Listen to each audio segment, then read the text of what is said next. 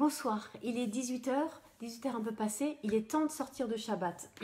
Et je nous encourage à emmener dans cette semaine juste cette phrase de rééquilibrage. Rééquilibrage avec l'histoire d'Esther en termes de rapport à ma beauté, à mon corps. Voilà, c'est aussi on a besoin d'être rééquilibré. Oh, je suis trop belle, vous voyez. Ou alors, oh, je suis moche. On est vraiment dans le déséquilibre dans les deux cas. Donc la reine Esther, l'histoire de la reine Esther nous encourage à être équilibrés dans notre rapport à notre corps, dans notre rapport à la beauté.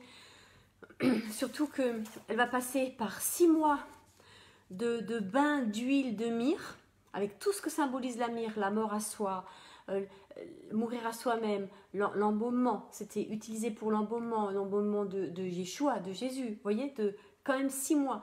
Le fait que le vocabulaire utilisé dit qu'elle va être frottée, avec de la myrrhe et tout ça. Donc toutes ces choses que sont pas la toilette, vous savez le mot pour toilette c'est un grattage.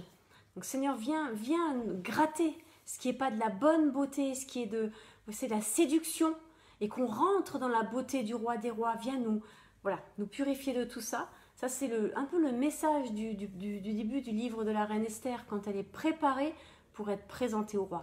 Et c'est bien l'essence de Shabbat, se préparer pour le retour de Yeshua, le roi des rois. Parce qu'on ne rentre pas dans la salle des noces en guenille. Alors moi, je ne suis pas en guenille, mais je suis en sportive.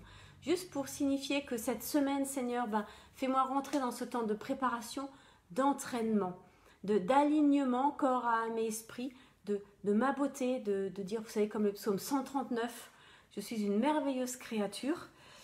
Et puis le message du livre de Daniel, ce rééquilibrage alimentaire. Seigneur, donne-moi d'être équilibré dans ce que je mange. C'est connecté à la cacheroute, au fait de manger cachère, qu'il y a des aliments interdits, que tout n'est pas bon pour mon corps, tout n'est pas bon pour moi, d'apprendre à discerner dans le réel, dans le concret, vous voyez, de ma chair, ma beauté, mon corps, et ce qui rentre en moi, ce qui nourrit mes organes. Il n'y a vraiment pas plus concret que ça. Et tant Esther que Daniel nous encouragent à rentrer dans un temps de rééquilibrage. Rééquilibrage concret, matériel, pour que, le jour où il a besoin, que le jour où le Seigneur a besoin, on puisse être là, disponible et pleinement utilisable. Alors que les bougies de Shabbat, comme à chaque sortie de Shabbat, ces bougies qu'on allume le vendredi se transforment parce que la présence de Yeshua, de l'Éternel, grandit en nous, en flamme. Voilà. Et que cette semaine, nous soyons peut-être dans cette disposition de cœur, de corps, dans le concret et le matériel. Seigneur, viens me montrer dans ma vie ce qui a besoin d'être équilibré. J'allais dire d'abord matériellement. Voilà, fais-nous sortir d'une espèce de spiritualisme fuyant, évanescent. Vous voyez ce que je veux dire? Où on fuit dans le spirituel? Non, mais que le spirituel vienne habiter des corps prêts, juste entraînés. Et Paul utilise beaucoup cette image de l'entraînement pour les jeux, pour gagner la couronne, encore une couronne. Et je crois que c'est important d'équilibrer, vous savez, ces deux personnages, tant Esther que Daniel, qui vont parler à des rois, conseiller des rois, intervenir auprès de rois. Je ne pense pas que ni vous ni moi, on ne va jamais rencontrer la reine d'Angleterre. Par contre, eh bien, qu'on puisse recevoir cet équilibre, de Yeshua serviteur, à la fois roi et serviteur. Vous voyez, je crois que c'est important. Sinon, on se monte la tête. On dit, ah oui, j'ai un grand ministère parmi les nations, et puis je suis prophète des nations. Oui, et puis c'est toujours bien. Moi, je crois qu'il y a des gens qui peuvent t'appeler à des choses comme ça, pas de problème. Mais c'est bien aussi de se rappeler le lavement des pieds, se rappeler que Jésus a lavé les pieds des disciples. Vous savez, parfois, on a fait de Jésus un être dématérialisé. Et c'est bien de se rappeler que pendant 3 ans, les disciples ont vécu dans son quotidien. Et ça se trouve, il ronflait. voyez ces choses-là. Et c'est bien que notre foi, elle soit à nouveau incarnée.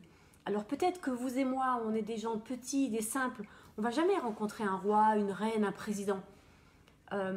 Mais en même temps, on est appelé à régner. C'est tout à fait vrai. Mais c'est bien que cette notion du règne soit équilibrée avec la notion de service. Parce que, ouais, on a quand même le risque de devenir des tyrans très rapidement. Et on règne tous sur sa maison, ses enfants, au moins son chien ou son chat. Vous voyez, on a tous des gens sur lesquels on règne. Mais que ce soit un règne de justice, d'amour, de grâce, tzedaka, la grâce, pas un règne de tyran. Et on risque de devenir des tyrans si on se monte la tête, prince et princesse, et si on n'équilibre pas ce mot de prince et princesse avec le mot de serviteur. Et si on n'a pas à l'esprit que Jésus, le roi des rois, a lavé les pieds des disciples. Et ça, je crois que c'est essentiel. Revenons à l'essentiel. Laissons l'Éternel nous rééquilibrer, corps, âme et esprit. Dans le nom d'Yeshua. Amen. Que son sang vienne nous rappeler qui il était et que c'est ses pas dans lesquels nous voulons marcher, que c'est sa gloire que nous voulons sur nos vies, que c'est son amour qui nous remplit. Vous voyez, il n'y a que lui. Il n'y a que lui, qu'il n'y ait que lui. Et que tous les autres, Jean-Baptiste et tous les autres, Abraham, Isaac, Jacob, Melchisédek, enfin tout ça, sont rien devant lui. Il n'y a que Yeshua. Amen. Et que ce soit son parfum que nous sentions, et comme nous avons vu dans l'histoire de la reine Esther, il y a les 6 premiers mois où c'est la myrrhe, et les 6 mois suivants, ce sont des parfums.